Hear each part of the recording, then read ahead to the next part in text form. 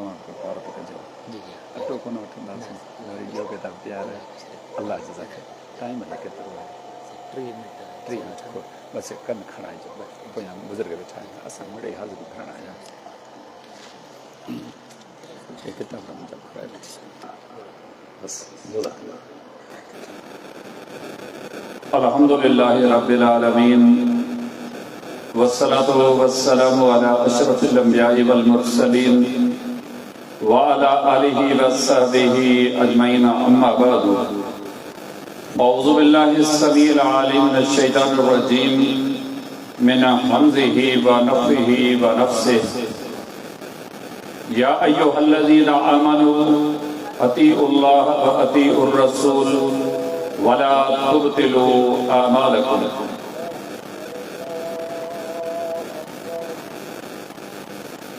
Like सद तकरीम व तज़ीम फज़ीलतुल शेख मौलाना मोहम्मद दाऊद शाकिर हफ़िज़हुल्लाह फज़ीलतुल शेख हाफिज़ अल्लाह नवाज़ हरल हफ़िज़हुल्लाह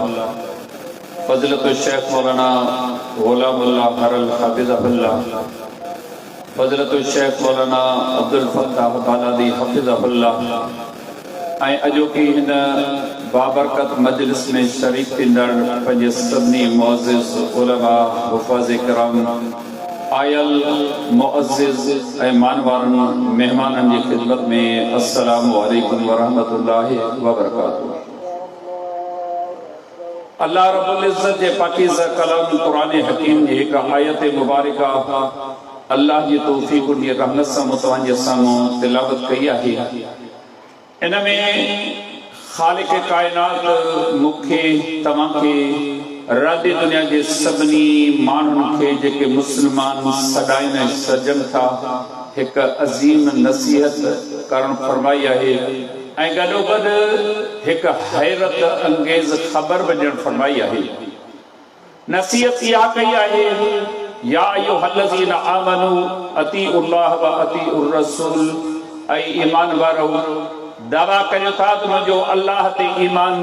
ऐं उन जे मोकिलियल रसूल मोहम्मद सल्लल्लाहु अलैहि वसल्लम ते ईमान आहे। उन्हनि खे अल्लाह ताला नसीहत करे थो त ऐं ईमान वारो चयो मञो ताबेदारी करियो फर्मबरदारी करियो पैरवी करियो सभ खां पहिरियां अल्लाह छाजे लाइ अल्लाह असांजो अकेलो ख़ालिक़ आहे उहो मालिक आहे उहो राज़िक़ आहे जंहिं रब असांखे वजूद बख़्शियो ज़िंदगी जी नेमत ॾिनी जवानी जी नेमत ॾिनी ज़ात ॾिनी पुट ॾिनो धी ॾिनी इज़त ॾिनी रिज़्क़ ॾिनो सभु दुनिया जूं नेमतूं उन अल्लाह ॾिनियूं आहिनि। उन अल्लाह जो असां ते हक़ आहे त उन जो चयो मञूं उन जी ताबेदारी फर्मबरदारी कयूं जीअं रब चवे ईअं कयूं। उन खां पोइ अल्लाह ताला नसीहत कंदे फरमायो व अतीउर रसूल ऐं मुंहिंजे रसूल मोहम्मद मुस्तफ़ा सल्लल्लाहु अलैहि वसल्लम जो बि चयो मञो उन जी ताबेदारी करियो उन जी पैरवी करियो उन जे हुक्म जी बिल्कुलु मुखालिफ़त न करियो इन करे जो इनखे मूं मोकिलियो आहे। अरब में केतिरा माण्हू मौजूद हुआ उन्हनि खे मूं कोन मोकिलियो आहे मूं मोहम्मद सल्लल्लाहु अलैहि वसल्लम खे पंहिंजो रसूल बनाए मोकिलियो आहे। लिहाज़ा तव्हां ते हक़ आहे त जीअं मुंहिंजी ताबेदारी करियो ईअं उन रसूल जी बि ताबेदारी करियो। ऐं इहा बि ख़बर ॾिनई त जंहिं रसूल जी ताबेदारी कई फ़क़द अता अल्लाह उन हक़ीक़त में अल्लाह जी ताबेदारी कई। छाजे लाइ वमा यंतिकु अनिल हवा इन हुवा इल्ला वहयु यूहा मुंहिंजो रसूल मोहम्मद सल्लल्लाहु अलैहि वसल्लम पंहिंजी मर्ज़ी पंहिंजी सद पंहिंजी ख़्वाहिश पंहिंजी ज़रूरत हेठि नथो ॻाल्हाए उहे कुझु ॻाल्हाए थो जेको खेसि आऊं वही करियां थो। लिहाज़ा रसूल अव्हां खे जंहिं बि कम जो हुकुम करे सम्झो त अल्लाह जो हुकुम आहे जंहिं कम खां झले सम्झो त इन खां अल्लाह झलियो आहे। रसूल जी ज़ाती मर्ज़ी का बि कान्हे का जे रसूल जी मर्ज़ी हुजे हा तमन्ना हुजे हा त रब क़ुरान में इहे लफ़्ज़ कोन ज़िक्र करे हा कद नरा तक़ल्लुब वजहिक फ़िस समाए ताक़ीक़ ऐं मोहम्मद मोहम्मद सल्लल्लाहु अलैहि वसल्लम असीं तव्हांजे मोह खे मथे करण ॾिसूं था बार बार मथे निहारियो पिया इन इंतज़ार में त कॾहिं मुंहिंजो अल्लाह वही जो हुकुम मोकिले थो त अबाणी क़िबले ॾांहुं मोह करे नमाज़ पढ़ां हिकु ॾींहुं न हिकु हफ़्तो न हिकु महीनो न हिकु साल न बल्कि 16-17 महीना अल्लाह जे रसूल सल्लल्लाहु अलैहि वसल्लम इंतज़ार कयो उन खां पोइ अर्श ते मुस्तवी अल्लाह हुकुम मोकिलियो त हाणे तव्हां पंहिंजो मुंहुं काबतुल्लाह ॾांहुं कजो मुंहिंजो क़िबलो इहो आहे अल्लाह रब्बुल आलमीन बावर करायो त मुंहिंजो रसूल अव्हांखे जेकी कुझु चवे थो इहो मूं अल्लाह जो चयो आहे हीउ मुंहिंजो निमाइंदो आहे मुंहिंजो कासिद आहे मुंहिंजे ऐं तव्हांजे विच में हिकु पुल जी हैसियत रखे थो जेकी आऊं खेसि वही जे ज़रिए चवां थो न मिन व अन हू बहू हरफ बे हरफ इहा साॻी ॻाल्हि तव्हां ते पहुचाए थो इहा ख़बर ॿुधाई वरी रब्बुल आलमीन अज़ीम क़िस्म जी तंबीह बि कई ऐं हिकु अहिड़ी ख़बर ॾिनी जो ख़बर ॿुधण सां लिंग काॾा थी था वञनि रब्बुल आलमीन फरमायो वला तुब्तिलू अमालकुम ऐं पंहिंजा अमल बर्बाद न कयो रब्बुल इज़्ज़त अमलनि जे क़बूलियत जो बि ज़िक्र कयो ऐं उन्हनि जे ज़ाया थियण जो बि ज़िक्र कयो अल्लाह जी ज़मीन ते अहिड़ा बि आहिनि जेके अल्लाह खे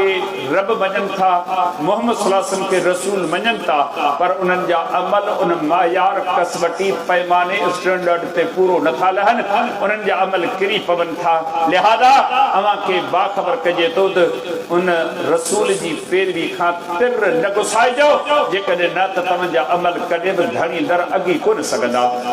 क़ुरान हकीम जी आयत मुबारक असांखे फिक्र ॾे थी गणती ॾे थी ओसीड़ो पैदा करण जो दर्स ॾे थी हिकु त असां में अमल कोन्हे अमली कोताहियूं कमज़ोरियूं आहिनि थोरो घणो अमल आहे त उहो अमल उन मायार ते पूरो नथो लहे लिहाज़ा ज़ाया थी वञे थो दुनिया जा दस्तूर असांजे अखियुनि जे साम्हूं आहिनि 1000 रुपया जो नोट आहे साईं जन वेठा आहिनि नेशनल बैंक जा मुलाज़िम आहिनि इन्हनि खां पुछी ॾिसो हथ लॻे थो ख़बर पवे थी ही सचो आहे ऐं घड़ी में चवे थो त न ही कूड़ो आहे मशीन मौजूदु आहे उन में नोट पवनि था हलंदे हलंदे ओचितो हिकिड़ो नोट निकिरे थो त ही कूड़ो आहे लिखियलु 5000 अथसि 1000 अथसि 500 अथसि पर उन मायार ते पूरो नथो लहे उछले ॾियनि था 5000 जो नोट 10 रुपयनि में विके नथो वठे लिखियलु ॻाल्हि कान्हे ॻाल्हि उन मायार ते पूरे लहर जी आहे अल्लाह रब्बुल इज़्ज़त जंहिं असांखे अमल सालिह जी दावत ॾिनी अजर बि ॿुधायो सवाब ॿुधायो दुनिया जी क़बर जी आख़िरत जी कामयाबी जो ज़रियो ॿुधायो उन अल्लाह असांखे बाख़बर कयो त तव्हांजी ही नेकी केतिरनि मरहलनि मां पार पवे थी ही मरहलो ही मरहलो ही मरहलो ही मरहलो ही मरहलो इन्हनि लकनि मां लंघी इहे चोटियूं सर करे इहे बर उकारे उन खां पोइ तव्हांजी नेकी धणी दर क़बूल पवे थी लिहाज़ा 2 अखियूं न 4 अखियूं करे जियो 4 अखियूं करे अमल करियो अहिड़ी का ठोकर न खाओ जो मतां तव्हांजा अमल ज़ाया थी वञनि पंहिंजी नसीहत जे लाइ उन खां पोइ तव्हांजी नसीहत जे लाइ रसूल करीम सल्लल्लाहु अलैहि वसल्लम जी हिकु हदीस मुबारक अर्ज़ करियां थो हदीसनि जे किताब सुनन इब्न माजिह में अबवाबुल फितन में सैयदना सौबान रज़ी अल्लाह तआला अन्हु जी हदीस मुबारक आहे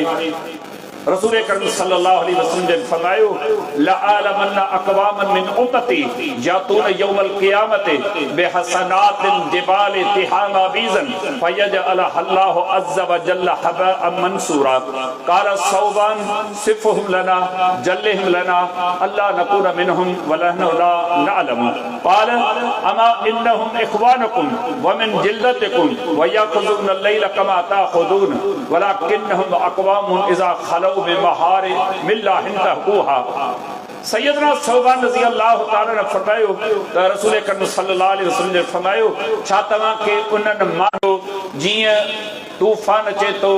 वाचूड़ो अचे थो झक लॻे थी मिटीअ जा ज़र्रा वारीअ जा ज़र्रा कख काना पन्ना मथे उॾामनि था ईअं उन्हनि जा अमल हिकिड़ी फूक सां उॾामी वेंदा जॾहिं सौबान रज़ी अल्लाह तआला ने इहा ॻाल्हि ॿुधी अल्लाह जे पैगंबर खे अर्ज़ कई त अल्लाह जे रसूल सल्लल्लाहु अलैहि वसल्लम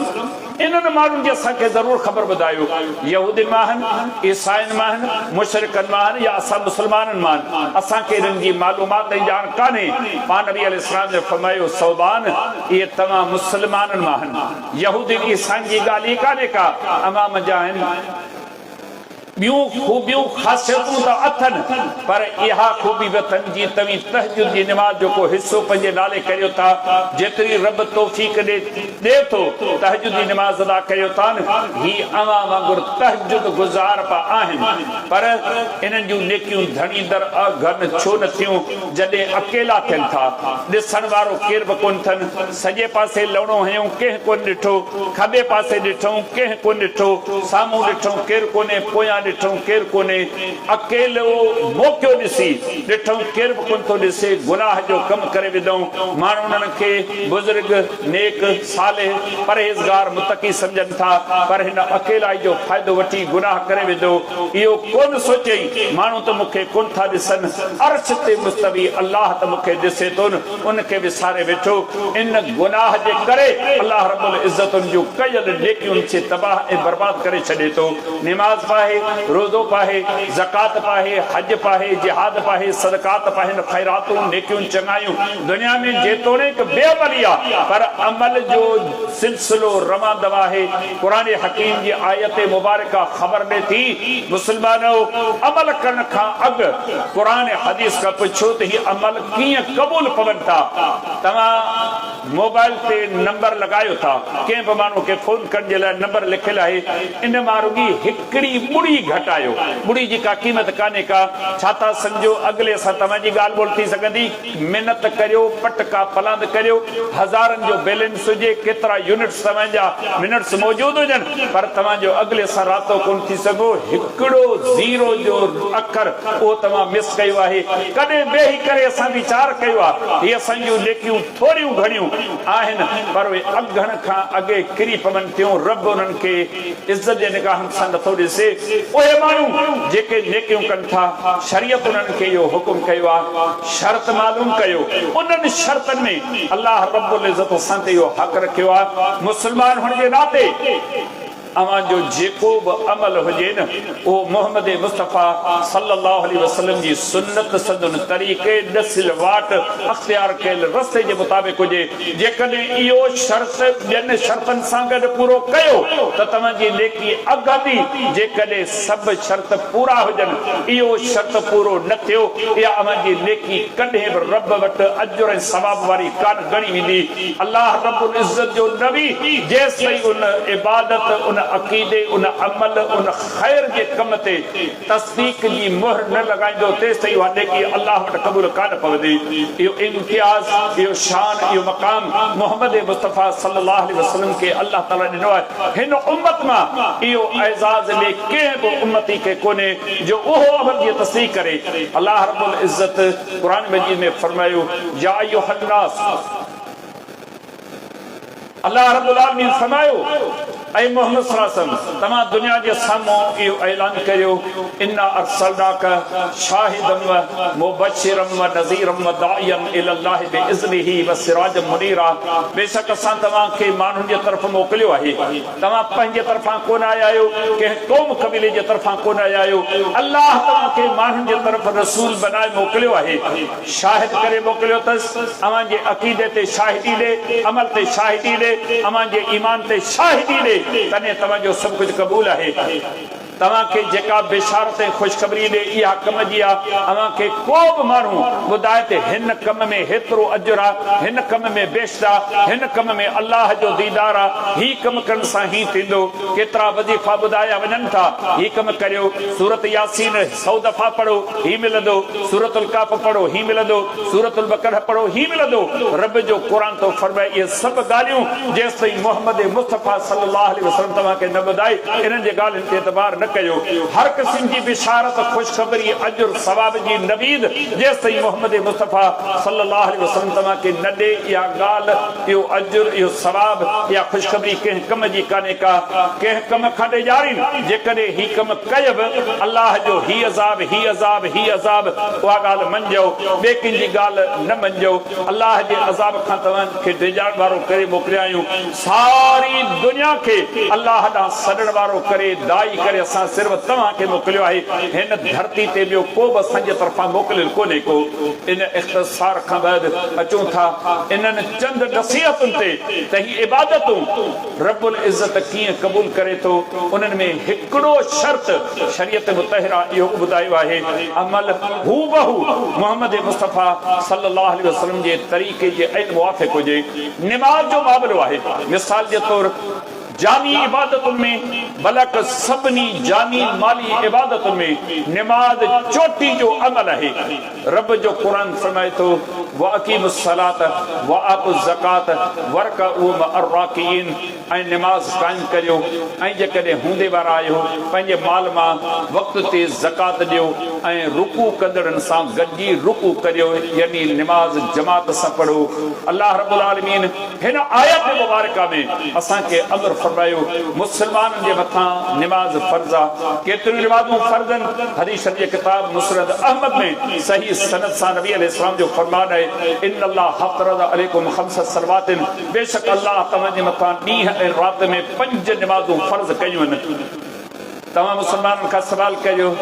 बाबा निमाज़ पढ़ो था? हा साईं। केतिरियूं? साईं कूड़ कोन्हे को, जुमे जी निमाज़ जमात सां पढ़ूं था। अल्लाह मुक़रर कयूं 5, हफ़्ते जूं 35 निमाज़ूं कोन्हे। 7 ॾींहं मस्जिद में वञी हिकिड़ी निमाज़ अदा करे थो। रब अमर कयो बा जमात, साईं जमात में पुॼी नथो सघां, फजर त मुर्गी पढ़ां थो अॻी सां, अॻी पढ़ी विची बि जमात ते नथो पुॼी सघां। अल्लाह रब्बुल इज़्ज़त 5 मुक़रर कयूं, जमात सां मुक़रर कयूं। असां पंहिंजे मर्ज़ीअ सां निमाज़ूं साईं न की जुमो न की आम निमाज़ूं ईद ते अल्हम्दुलिल्लाह सभिनी मुसलमाननि सां ईदगाह में मस्जिद में मुलाक़ात थिए थी, वञा थो ईद जी निमाज़ ते। 5 निमाज़ूं अल्लाह फर्ज़ कयूं आहिनि। अल्लाह रब्बुल इज़्ज़त क़ुरान मजीद में फरमायो वाक़ीमुस सलात वला तकूनु मिनल मुशरिकीन, ऐं निमाज़ क़ाइम करियो ऐं मुशरिकनि मां न थियो। क़ुरान मजीद जी आयत मुबारका उन्हनि माण्हुनि खे दर्स ॾिए थी जेके तौहीद जे मथां अमल करण जी दवा कनि था,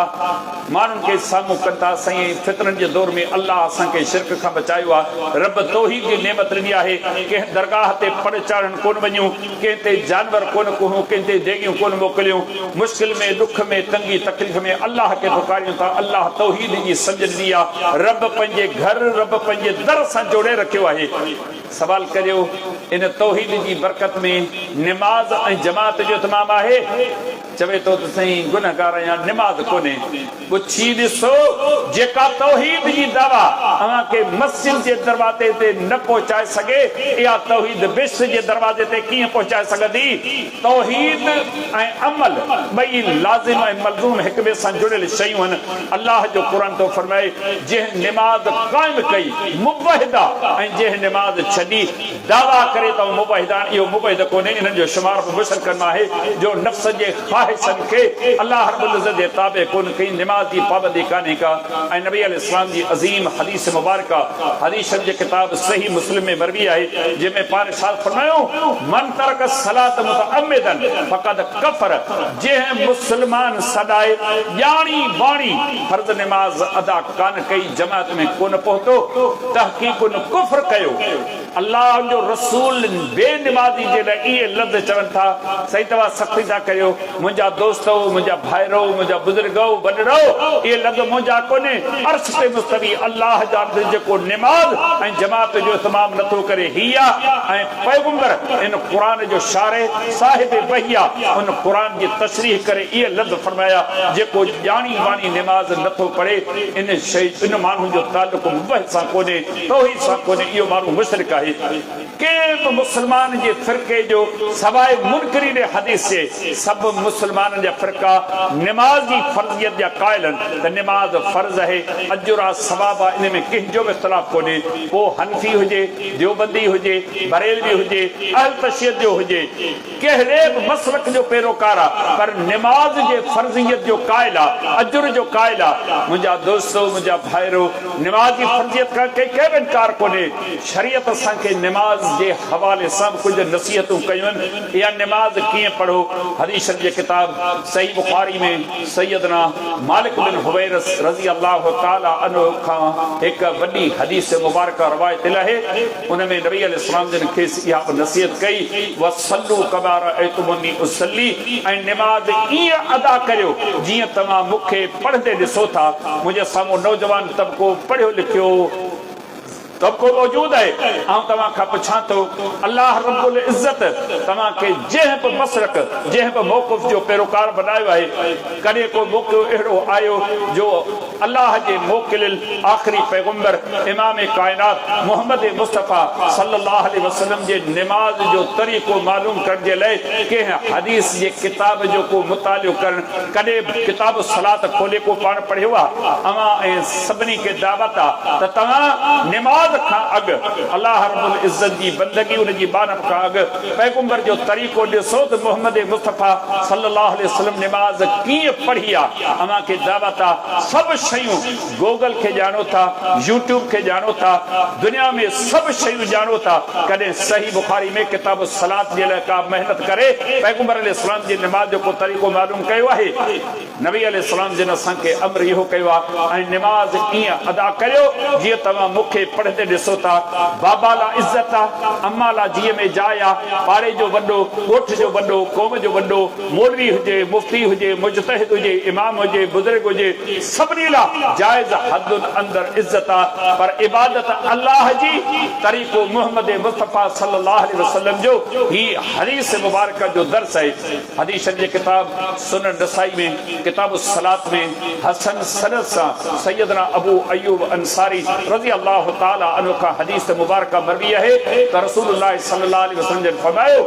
वमन मन तबज़्ज़ा कमा उमिरा व सल्ला कमा उमिरा गुफ़िर लहु मा तक़द्दम मिन अमलिन, जंहिं वुज़ू ईअं कयो जीअं असां उन खे हुकुम कयो आहे ऐं निमाज़ ईअं अदा कई जीअं असां उन खे हुकुम कयो आहे त वुज़ू जी बरकत सां निमाज़ जी बरकत सां ॿई अमल सुन्नत मुताबिक़ जे करे अल्लाह उन जा गुज़िरियल जेके गुनाह कमियूं कोताहियूं आहिनि पंहिंजी रहम सां उनखे माफ़ करे थो। ये ॿई अहादीस मुबारक असांखे दरस ॾियनि थियूं। पंहिंजे निमाज़नि जो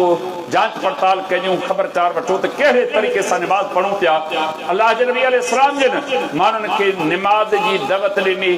एतिरे क़दुरु दावत ॾिनी जो नबी अलैहिस्सलाम जिन हिकिड़े ॾींहुं ख़वाहिश जो इज़हार कयो, मुंहिंजी दिलि घुरे थी ऐं कंहिं माण्हू खे पंहिंजे मुसले ते निमाज़ पढ़ण वारी जाइ ते बीहारियां, पोइ ॿाहिरि निकिरां, मुंहिंजा साथी मूंसां गॾु हुजनि, उन्हनि जे हथ में बाह हुजे, उन्हनि माण्हुनि जे घरनि खे बाह ॾियां जेके पंहिंजे घर में निमाज़ पढ़नि था, जमात में नथा पहुचनि। केॾी निमाज़ जी पाबंदी, निमाज़ जो केॾो हुकुम हो, पर घरनि में औरतूं नंढड़ा ॿार उन्हनि जे करे मूंखे रहमत तरस ऐं क्यास अचे थो। अल्लाह जे नबी अलैहिस्सलाम जे हिन नसीहतुनि खे साम्हूं रखी करे ॾिसो, रुॻी माण्हुनि खे निमाज़ जो दर्स कोन ॾिनो पर माण्हुनि जी निमाज़ ते गहरी नज़र पर रखियो। हिकिड़ो मिसाल अवां जे साम्हूं अर्ज़ कंदो हलियां। हदीस शरीफ़ जे किताब सही बुखारी में, सही मुस्लिम में ऐं केतिरनि अहादीस मुबारक जे किताबनि में हदीस मुख़्तलिफ़ राविन खां मुख़्तलिफ़ लफ़्ज़नि सां मरवी आहे। अबू रज़ियल्लाहु अन्हु फरमायो नबी सल्लल्लाहु अलैहि वसल्लम जन मस्जिद नबवी में मौजूद हुआ, उहा मस्जिद नबवी जंहिंजे लाइ रसूल करीम सल्लल्लाहु अलैहि वसल्लम जन फरमायो सही बुखारी वग़ैरह जी हदीस अबू रज़ियल्लाहु अन्हु रावी आहे सलातुन फी मस्जिदी हाज़ा खैरुम मिन अल्फ सलातिन फीमा सिवाहु इल्लल मस्जिदुल हराम, मुंहिंजी हिन मस्जिद यानी मस्जिद नबवी में जे हिकिड़ी निमाज़ अदा कई उनखे अल्लाह 1000 निमाज़ुनि जो अजर ऐं सवाब अता करे थो, मगर मस्जिदुल हराम जेका काबतुल्लाह जी मस्जिद आहे उन जे लाइ फरमायूं इमाम इब्न माजे रहमहुल्लाह पंहिंजे सुनन में अबवाबुल अज़ाही में हसन सनद सां नबी अलैहिस्सलाम जी हदीस मुबारक नक़ल कई है त मस्जिदुल हराम जी हिकिड़ो फर्ज़ लख निमाज़ुनि जे अजर ऐं सवाब जे बराबर आहे। ही मस्जिद नबी अज़ीम जाइ, पैगंबर मस्जिद में मौजूद, पैगंबर जो साथी हिन दौर जे कंहिं मसलक जो नालो वठां मतां उनखे तकलीफ़ पहुचे थी, यार मौलवी साहब हुतां आयो आहे असांखे चई वियो आहे जी न कंहिं बि मसलक जो नालो कोन थो वठां, अव्हांखे 1400 साल पोइते वठी हली मदीनतुल मुनव्वरह जो उहो मंज़र अखियुनि सां ॾेखारण घुरां थो जंहिंमें मोहम्मद मुस्तफ़ा सल्लल्लाहु अलैहि वसल्लम मस्जिद नबी में मौजूद आहे, सहाबा कराम रिज़वानुल्लाह अलैहिम अजमईन मौजूद आहिनि। हिकु मुस्लमान सहाबी बावजूद थियो आहे मस्जिद में नमाज पढ़ी आहे। इमाम रसई रहमहुल्लाह पंहिंजे सुनन में इहा हदीस नक़ल कई व रसूलुल्लाह सल्लल्लाहु अलैहि वसल्लम हीन यरमुकुहु ऐं रसूलुल्लाह सल्लल्लाहु अलैहि वसल्लम जन टे ॾींहं अख सां उन जे नमाज खे ॾिसी रहिया त कीअं पियो नमाज पढ़े। ऐं ॿी हदीस जा लफ़्ज़ ला युतिम रुकूअहु वला सुजूदहु, उन शख़्स नमाज त पढ़ी पर न सही नमूने सां रुकू कयईं न सही नमूने सां सजदा कयईं। ईअं रुकू सजदा कयईं जी मलाइशा में मौलवी साहब 20 रकातूं तरावी नमाज 7 मिंटनि में पढ़ाई। छा था सम्झो क़याम, छा था सम्झो रुकू, छा था सम्झो सजदो। 7 मिंटनि में 20 रकातूं तरावी कीअं पढ़ी हूंदऊं। हिन क़िस्म जी वर्जिश एक्सरसाइज़ शायदि हींअर अवां नौजवाननि खां बि नथी सघे। अल्लाह जे नबी अलैहिस्सलाम जॾहिं ॾेढी अख सां उन नमाज़ी ते नज़र विधी, उन नमाज़ पूरी कई, नबी सल्लल्लाहु अलैहि वसल्लम जे ख़िदमत में हाज़िर थियो, सलाम अर्ज़ कयूं। पाण नबी अलैहिस्सलाम जन उनखे नसीहत कहिड़ी कई, इर्जे फसल्ले फइन्नक लम तुसल्ले। इल्म वारा समझदार बाशऊर वेठा आहियो। हींअर जदीद दौर आहे, मीडिया जो दौर आहे, सोशल मीडिया जो दौर आहे। वञी तव्हां ॾिसो इहे लफ़्ज़ न हुजनि ऐं तव्हांजो ख़ताकार ऐं तव्हांजो मुजरिम आहियां। नबी अलैहिस्सलाम जन फरमायो तव्हां मोटी वञो, ॿीहर नमाज़ पढ़ो, इन करे जो तव्हां नमाज़ पढ़ी कान्हे का। अॼु चऊं था न या तव्हीं जहिड़ो छाजे लाइ था कयो, जेके नथा पढ़नि उन्हनि खे नथा चओ, रत सुकाए छॾियो त उन्हनि जो जेके पढ़नि था। मुंहिंजा दोस्त, मुंहिंजा भाइरो, मुंहिंजा अज़ीज़ो, अर्ज़ इहो आहे जेको नथो पढ़े पहिरियां उन ते महिनत करियो त इहो पढ़े, पर उनजो ज़हन इहो बनायो तव्हांखे इबादत बि करणी आहे, नमाज़ बि पढ़णी आहे। ईअं जीअं मुहम्मद मुस्तफ़ा सल्लल्लाहु अलैहि वसल्लम जन सेखारीअ सम्झाई आहे। हिन जाते मुस्लमान आहे, मस्जिद में आयो आहे, पैगंबर जो सहाबी आहे, मस्जिद नबी जो निमाज़ी आहे। मुहम्मद मुस्तफ़ा सल्लल्लाहु अलैहि वसल्लम लफ़्ज़ इहे कया, तव्हां मोटी वञो, ॿीहर नमाज़ पढ़ो, इन करे जो तव्हां नमाज़ पढ़ी कान्हे का। ही दुनिया खे दावत आहे, वॾा थेला पुठनि जे पोयां, स्टोव मथनि ते, थेला हथनि में। नमाज पढ़ो, जीप पढ़ो, जेतिरी बि पढ़ो, पर नमाज पढ़ो। न मुंहिंजा दोस्तो, नमाज पढ़ो ईअं पढ़ो जीअं मुहम्मद मुस्तफ़ा सल्लल्लाहु अलैहि वसल्लम जन पढ़ी आहे। उन शख़्स नबी अलैहिस्सलाम जन खे हिकिड़ो बि अखर कोन चयो त अल्लाह जे रसूल ऐं मुस्लमान आहियां, नमाज बावज़ू करे पढ़ींदुमि, छा मसलो आहे। पर उन पुछो कोन, इहो अदब, इहो एहतराम। असीं थोरी बि नसीहत ते चिड़ी पऊं था, नाराज़ थी वञूं था, मियां बसि अॼु ग़लती कयूं, वरी मस्जिद में कोन्हे। न मुंहिंजा दोस्तो, चिड़ूं न, नाराज़ न थियूं, रंज न थियूं। ॿियो दफ़ो नमाज़ पढ़ियईं, साॻे तरीक़े सां पढ़ियूं। नबी अलैहिस्सलाम जन साॻिया लफ़्ज़ चया, पाण ॿियो दफ़े मोटायूं, टे दफ़े नबी अलैहिस्सलाम जन उनखे मोटायो। चौथे दफ़े उन कसम खणी करे अर्ज़ कयो, लक़द वल्लाहि इज्तहदतु, तहक़ीक़ अल्लाह जो कसम खणी करे ॻाल्हि चवां थो, जेतिरी मूंखे मालूमात, जेतिरी मूंखे ॼाण हुई, सम्झ हुई, उन पटांदड़ मूं नमाज़ पढ़ी आहे। मूंखे ॿुधायो त मुंहिंजे नमाज़ में ख़ामी, कमी, कोताही आहे कहिड़ी। पोइ नबी अलैहिस्सलाम जन मुंड खां वठी पछाड़ी ताईं उनखे नमाज़ जो तरीक़ो बि सेखारियो, इत्मीनान सुकून सां नमाज़ पढ़ण जो सबक़ बि ॾिनो। जेके ख़ामियूं, कमज़ोरी हुयूं, उन्हनि जी बि इस्लाह कई। दुनिया वारनि खे दर्स आहे, तव्हीं असीं जे करे चाहियूं था नमाज़ घणी दर क़बूल पवे, हथ की खणिजनि, कॾहिं वेही करे वीचार करियो। ही अंगूठा जेके कननि जे पापड़ियुनि खे लायूं था, वॾे अदब, वॾे एहतराम सां अर्ज़ करियां थो, हिकिड़ी नबी अलैहिस्सलाम जी का हदीस अहिड़ी आहे जंहिंमें ॿई अंगूठा हिननि कननि खे लाइण जो को अमर हुजे। नबी अलैहिस्सलाम जी सुन्नत कहिड़ी आहे, अवां नबी अलैहिस्सलाम जी सुन्नत खे पंहिंजा कुल्हनि बराबरि हथ मथे खणंदा, कॾहिं कननि बराबरि खणंदा हुआ। अव्वल खां वठी आख़िर ताईं हिकु हिकु रुकन में नबी अलैहिस्सलाम जी सुन्नत जी इत्तबा, ताबेदारी, फरमाबरदारी कयो। इहा नमाज़ तॾहिं अल्लाह वटि अघण जे क़ाबिल बणिजे थी जॾहिं मुहम्मद मुस्तफ़ा सल्लल्लाहु अलैहि वसल्लम जी मोहर तस्दीक़ आहे। नमाज़ूं पढ़जनि पयूं, पर नमाज़ुनि जो रूह गायब आहे, जो पैगंबर जी सुन्नत नमाज़ में कोन्हे। नमाज़ुनि जा नाला कहिड़ा रखिया अथऊं, हनफी नमाज़, मालिकी नमाज़, शाफ़ी नमाज़, हम्बली नमाज़, जाफ़री नमाज़, गौसिया नमाज़। अल्लाह जा बाना कॾहिं का कोशिश करे मुहम्मदी नमाज़ का कोशिश करे हथ कई त बि या न। मुहम्मद सल्लल्लाहु अलैहि वसल्लम दुनिया में आयो, उन कहिड़ी नमाज़ पढ़ी, पंहिंजे अबे के पंहिंजे घर में नमाज़ पढ़ंदे ॾिठोसीं, पंहिंजे मोहल्ले में, पंहिंजे पाड़े में, पंहिंजे ॻोठ में, पंहिंजे इलाइक़े में। मुंहिंजा भाइरो, मुंहिंजा दोस्तो, क़ुरान हदीस जो मुतालियो करियो, मुंड खां वठी पछाड़ी ताईं नमाज़ जो उहो तरीक़ो इख़्तियार करियो जंहिंजो असांखे शरीयत पाबंद कयो आहे। निहायत इख्तिसार सां अर्ज़ कंदो हलां